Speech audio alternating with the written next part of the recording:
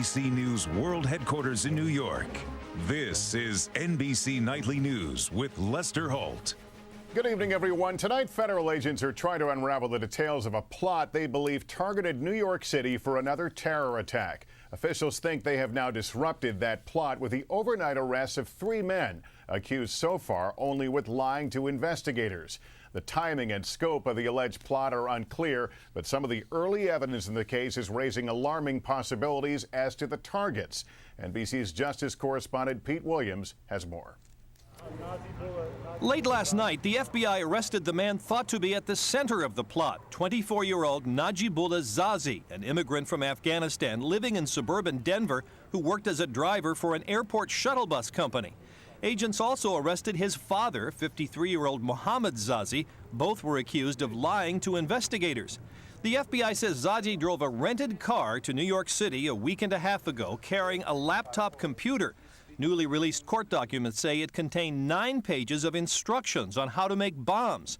An FBI scientist said the directions would produce, quote, an effective explosive charge. What was on his computer were 9 pages of handwritten material that refers to fuses or how to put together ignition devices for a larger explosion. Zazi was questioned for 3 days late last week. The FBI says he lied about where the bomb instructions came from, but admitted traveling to Pakistan last August and receiving lessons in weapons and explosives from al-Qaeda operatives at a terror training camp. A terrorism expert says it appears to have been a serious plot. We have an individual who went to training camps in Pakistan, who downloaded information on improvised explosive devices. There's clearly intent here, but what we don't know is whether or not he had the capability. Zazi's trip to New York touched off a wave of alarm there. FBI agents and New York police searched 4 apartments he visited. And last night, agents arrested a man Zazi talked with there, 37-year-old Ahmad Afzali. Afzali and Zazi's father are accused of tipping Zazi off to the FBI's interest in him, but lying about it to the FBI. Officials say during their searches they found pictures and references to sports arenas, train stations, and other public places in New York, but they say they found nothing revealing the time or place of any attack, and no bomb-making components have been discovered. No comment tonight from Zazi's lawyer, who's been saying his client is no terrorist, but the FBI hopes these arrests will mark a turning point in the case, leading to cooperation from others believed to be involved, Lester. But Pete, if this is being painted in terms of a terrorism case, why no terror charges? Well, officials say that more charges may be coming and that other people may be involved, but they say that no matter what happens in the criminal cases, they believe this has been successful in a different way in disrupting a potential attack, Lester. All right, Pete Williams with our story tonight from Washington. Thank you. You would have had to be awfully quick on the remote control to avoid catching President Obama on TV this morning. He appeared on 5 talk programs, including NBC's Meet the Press. He wanted to promote health care reform, but as you might expect, there was plenty more to talk about. We get details from NBC's Mike Vaccaro at the White House tonight. Hello, Mike. Good evening, Lester. It was Teddy Roosevelt who famously called the White House a bully pulpit, but TR could have never envisioned this. A president sitting in the room named after Roosevelt himself conducting an unprecedented media blitz to promote his health care plan. You look at all the bills that are coming. President Obama sitting for a record 5 interviews back-to-back in the West Wing, and all airing this morning on the Sunday news shows, flooding the media zone in an effort to sell his health care reform plan. What are the hard choices that you are now asking the American people to make? And who are you going to say no to in order to get health care done? Well, I've already made some pretty substantial changes in terms of how I was approaching health care. Now, one of those changes is causing controversy. Though he hasn't signed on to the specifics, today the president said that all Americans should be required to buy health insurance or be hit with a fine. Even after you make health care affordable, there's still going to be some folks out there who, whether out of inertia or they just don't want to spend the money, would rather take their chances. Unfortunately, what that means is then you and I and every American out there who has health insurance and are paying their premiums responsibly every month, they've got to pick up the cost for emergency room care when one of those people gets sick. Republicans appearing after the president say it's time to start over. He can be on every news show until the end of time. If he doesn't get Republicans and Democrats in a room and get off TV, we're never going to solve this problem. Another big topic today, Afghanistan. The top general there is expected to ask the president for more troops in the coming weeks. But Mr. Obama faces slipping support for the war in his own party and among NATO allies.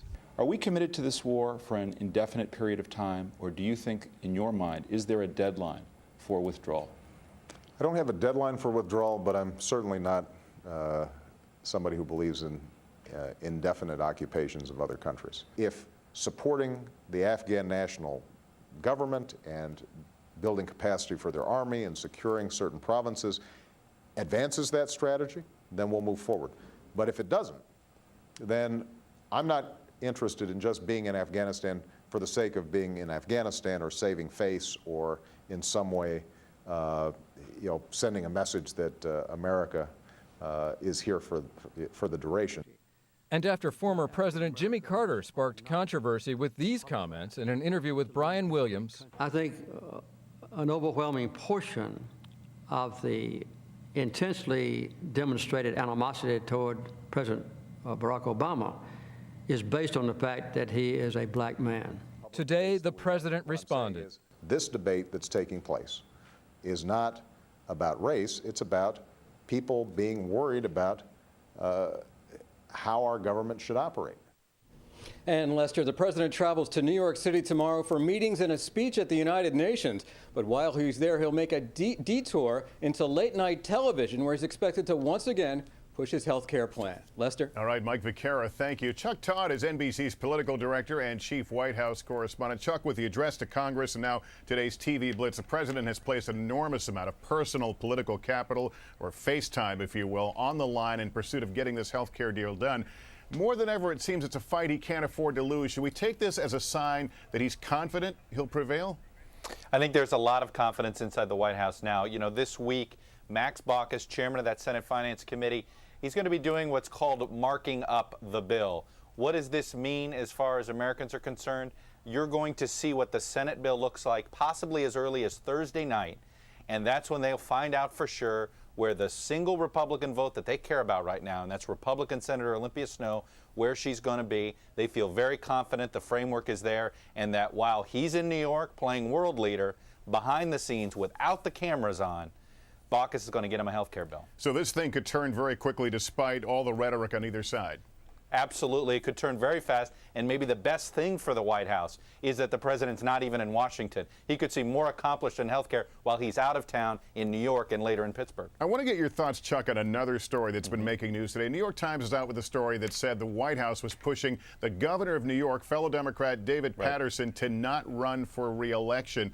A lot of people wondering why a president would go there. I know the White House now is suggesting that story was not entirely on the mark, but what do you know about it? Well, let's remember the president is also the leader of their party. And in this case, he's the leader of the Democratic Party. And sometimes, in a case like New York, I can tell you what's going on with Patterson. You've got a lot of New York Democrats that have been wringing their hands. They believe he cannot win re-election, and that if you challenge him in a primary, he could win a primary and lose a general election to, say, a Rudy Giuliani, who's thinking very seriously about running. They fear losing the fourth largest state, that governorship, to the Republicans, and what that can have, the impact it can have on the makeup of Congress, believe it or not. You've got all of this, what's called redistricting and all this stuff. So that is why they're getting very involved in this thing.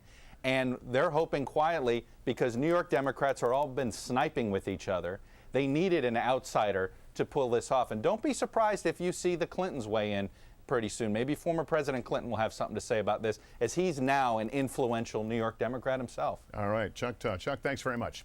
You got it. President Obama also made headlines this weekend talking about jobs, particularly the lack of them. CNBC's Sharon Epperson is in Pittsburgh, Pennsylvania tonight, where the president will host world leaders during the G20 Economic Summit this week. Hello, Sharon.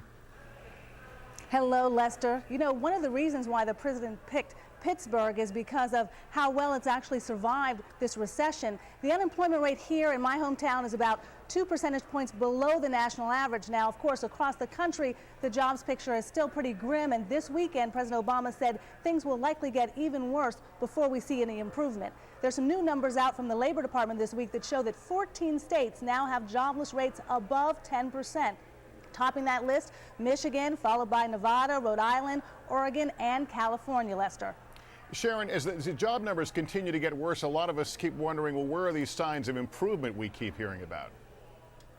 Well, we have seen improvement in a couple of places, namely the stock market at a new high. The Dow Jones Industrial Average, of course, last week was up almost 215 points. That was the biggest weekly gain we'd seen since July. The other place we're seeing some improvement is housing. Sales of existing homes were up for 4 straight months ending in July. Now, we're going to get the latest figures this week, but that was the first time in 5 years that had happened, and many realtors are now thanking the federal government's $8,000 first-time homebuyer credit for boosting those sales. That credit, though, will go away December 1st. CNBC's Sharon Epperson in Pittsburgh tonight. Sharon, thank you. To Washington State now, where a manhunt continues for a killer declared legally insane. Philip Arnold Paul escaped Thursday during a field trip to a county fair that was organized by his mental hospital. As NBC's Michael Oku reports, the case is raising a lot of questions. Authorities have had eyes in the skies, blanketed streets, and scoured neighborhoods. Part of a widening manhunt that Michael Oku, NBC News, Los Angeles. There's more ahead on Nightly News tonight as we continue a new warning about the accelerating meltdown in the Arctic. And later, ahead of tonight's big game here on NBC, we'll tour the Dallas Cowboys' incredible new stadium. What does $1 billion get you these days? The scene in Havana, Cuba today, where it's estimated a record-breaking crowd of more than 1 million people gathered in the broiling sun for what was billed as a peace concert. The crowd was said to be larger than the biggest crowds Fidel Castro ever drew to the same plaza. The concert featured 15 top Latin American, Spanish, and Cuban artists. Some Cuban Americans accuse the performers of lending support to the communist regime, but others say it's a rare chance for Cubans to get a glimpse of the outside world. There are new concerns tonight about the effects of global warming. A new study warns rapidly melting ice in Greenland could result in a colossal rise in ocean levels. NBC's chief environmental correspondent, Ann Thompson, just witnessed the dramatically thinning ice near Kangerlussuaq in Greenland. 28 miles north of Kangerlussuaq on Greenland's west coast, today's climate and the ice age stand just a half a football field apart. The past that Stephenson says provide a cautionary tale for our future. Ann Thompson, NBC News on the Greenland ice sheet. When we come back here tonight, trying to get veterans just back from war back to work.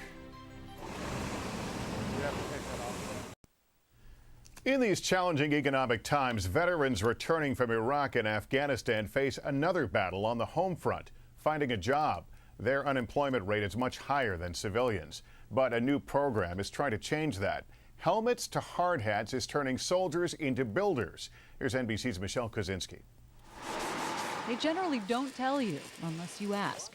But many of the young men and women who are building America have stories to tell. Michelle Kosinski, NBC News, Chicago. The Space Shuttle Discovery is heading home to Florida, getting a piggyback ride atop a modified 747 after weather forced it to land in Southern California earlier this month. After an overnight stop in Louisiana, it's due to arrive in Florida tomorrow. Up next here tonight, proof everything in Texas is bigger. We'll tour the Dallas Cowboys' stunning new stadium ahead of tonight's big game. Finally tonight, the Texas-sized stadium that's being hailed as an engineering marvel. It also comes with a Texas-sized price tag, $1.2 billion. Ahead of tonight's first regular season NFL game ever at Dallas Cowboys Stadium, we get a special tour from the Today Show's Matt Lauer. As the saying goes, everything is bigger in Texas. And for the new Cowboys Stadium here in Arlington, Texas, that saying has never been more true. At 3 million square feet, this spectacular new home to the Dallas Cowboys, one of the most illustrious franchises in sports, has been nicknamed the 8th wonder of the world. And at a price tag of $1.12 billion, it has the best and biggest of everything. It's awesome. It's clean, it's big. It's like the Neiman Marcus of football stadiums. I can't even describe it. It's huge. Who better to show me around than former Dallas Cowboys great and future Hall of Famer, Emmitt Smith. So there are 300 luxury boxes in this stadium, and they're in all different levels. I think the ones that are going to get the most attention, Emmitt, are these right here. They are right on the field. From a player's point of view, is that distracting? You're right there. They can be a little distracting, but as a player, we've always been taught to ignore everything that's in the stands. And if the field level suites don't bring you close enough to the action, maybe you should check out the Field Club, where players can actually high-five you as they take the field. They come right through the middle of the fans to enter the field. This is a way for the Dallas Cowboys to give their fans something unique. Also unique, the 2,300-inch high-def monitor that hangs just 90 feet above the field. It's the largest in the world and will guarantee that fans will always be able to see highlights of their favorite team. There are about 80,000 seats in this stadium, but they're mounted on sliding rails. If they want, they can take the armrests in between the chairs out, squeeze them closer together, and get up to 100,000 seats in here. It all fits under a roof soaring 300 feet in the air, supported by two massive arches. It's so high it could actually fit the Statue of Liberty base to torch. Welcome to the top. I'm gonna allow you the opportunity to open the roof. The roof opens at the touch of a button. Splitting right in the middle. Yes, it is. Exposing a cutout that was designed, they say, so that even God has a good view of his favorite team. NBC's Matt Lauer in Dallas, and there it is as we look at an aerial view of the Cowboys Stadium tonight. Coming up next, Football Night in America. That will be followed by NBC's Sunday Night Football, the Cowboys taking on the New York Giants. I'm Lester Holt reporting from New York. Brian Williams will be here tomorrow. For all of us here at NBC News, good night.